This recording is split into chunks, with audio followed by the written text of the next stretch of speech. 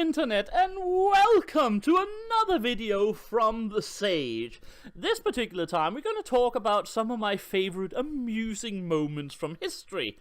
Again, nothing too sharp, and they are of course somewhat enlightening at the same time about what has gone on in our history and how we came to be who we came to be. Especially Mr. Parmentier has done a lot to influence Western culture, as you will see in a short while. But yeah. A couple of amusing stories from history to prove that not everything has to be just as serious. So, enjoy! Starting out with the Great Emu War. Now, a lot of people have probably heard of the Great Emu War, but if you haven't, strap in, because you are in for a treat.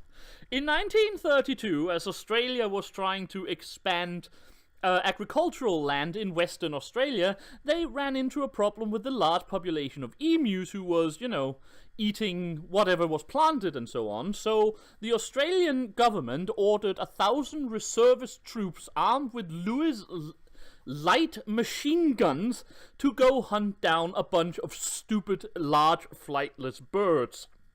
The campaign lasted for a month from November and into December of 1932 and ended in complete and utter failure.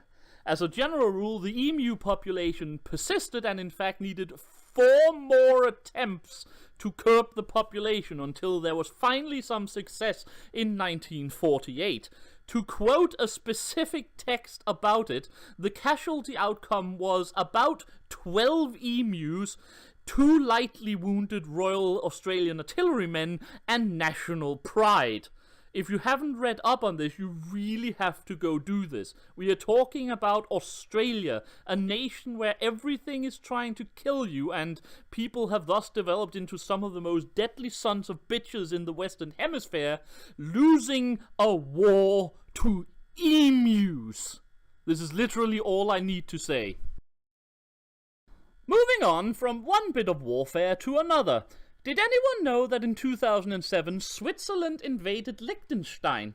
No? Well, I figured not, so let me give you a small update on this situation. Switzerland is, of course, famously neutral and don't really care that much about military matters, as because of their very well-drilled militia. The country is basically a, mountain fortress, and in fact there has been, especially since the fall of communism in Eastern Europe, repeated calls to just abolish the Swiss military. But no, they go on. In fact, they have also taken on sort of the immediate defense of the small principality of Liechtenstein, placed between the borders of Switzerland and Austria. Liechtenstein is a very small country. It's a full principality where the prince rules with absolute powers, and is in fact so small that it is the third or second smallest nation in Europe.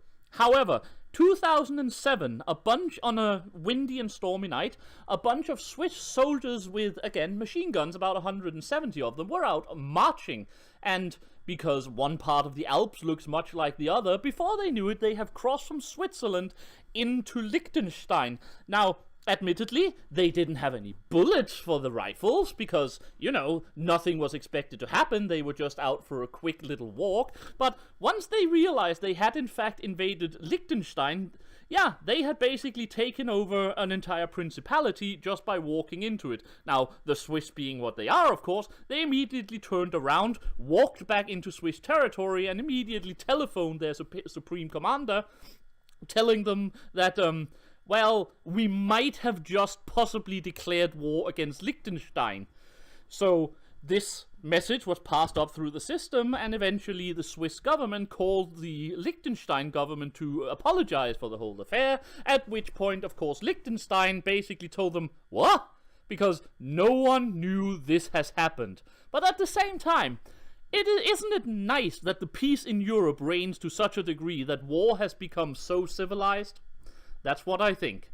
Also, be aware, guys, Switzerland, the last Western European nation to invade any of its neighbors. Be very scared. And finishing the warlike histories, I would be amiss if I didn't mention the Battle of Lake Nyasa, or more commonly known as the Battle of Lake Malawi, which was, by the way, the first naval conflict during the First World War. Because you see, both the Germans and the English had colonies in that area, and they had each stationed a gunboat at Lake Malawi. Now, there wasn't a lot to do at Lake Malawi in the best of times, so the captains, Mr. Berndt and Captain Rhodes, were drinking buddies. However, 9 days after the British had declared war against Germany, the news got to Captain Rhodes, and he responded by sailing his ship in the morning over to the German vessel and firing a cannon shot into it. Now, Captain Berndt, who was, of course, unaware of what was transpiring, responded to this not by firing back, but by taking his rowboat, sailing over to the other ship, or rowing over to the other ship, and basically shouting, "Rhodes, what are you doing this drunk this early in the morning?" Upon being told that war had broken out, well, Berndt immediately surrendered and had his cannon prived of his gunboat. Now, unfortunately, this would leave Captain Rhodes without a lot to do at a still very boring lake in East Africa, so he basically didn't want to lose his drinking buddy, so for another year, both gunboats were basically sailing around after each other, doing a pretend war at Lake Malawi, because, you know, it was better than doing something else during wartime. Again, the First World War was not exactly a civilized affair, and it was one of the most horrifyingly slaughters in human history, but at least, you know, it's nice to see that there can still be a certain degree of chivalry, even in such dark times. The Battle of Lake Malawi. Two drunken idiots playing it out over who gets to pour the next drink. Next up, we have Tour de France 1904. Now, we are all, of course, aware that Tour de France in recent years have been, you know, at least in the last 2 decades, have been surprisingly filled with drugs and doping and so on, and it has been fairly major scandals. However, these are actually all small potatoes, because let's talk about 1904, the second year there was a Tour de France. After the first year, it had become a major success.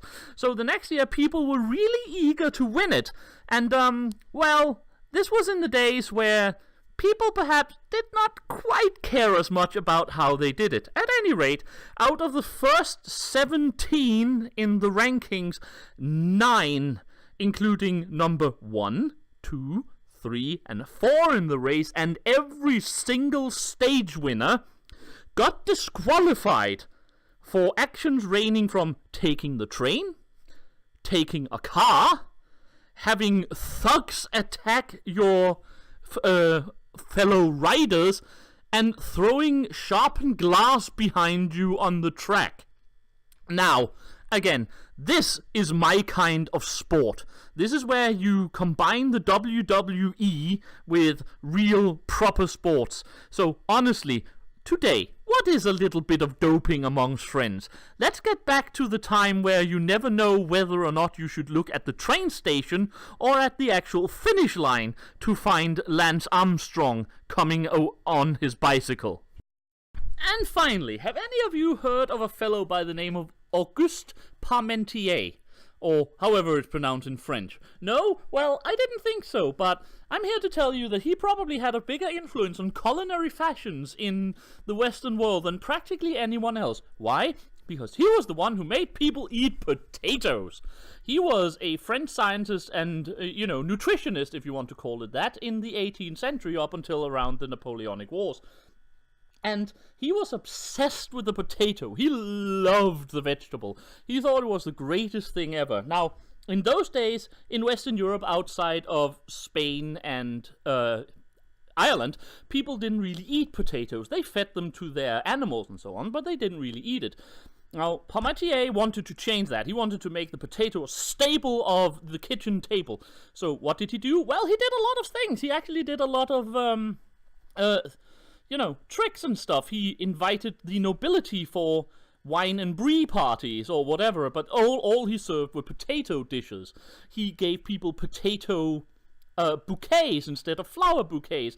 And at one point, he, under great fanfare, got a piece of land from the French king, planted it with this very rare and delicate vegetable, and hired armed guards to guard it with orders to shoot at the local populace if they tried to get in and steal his stuff.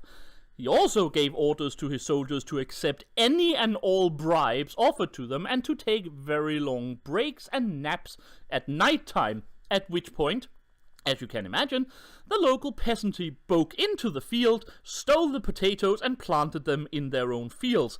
Eventually, yes, his efforts paid off. The French began to eat potatoes, and as the French go, so followed the rest of culinary Europe, as such things usually are.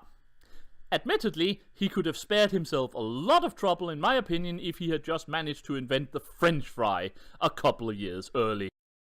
Anyway, that was it.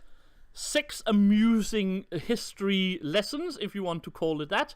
You are welcome to read up on them, of course, but again, just a reminder, history is the funniest thing we have and go beyond anything any writer could ever do. So, until next time, I have been the Sage, and I wish you all a very happy day.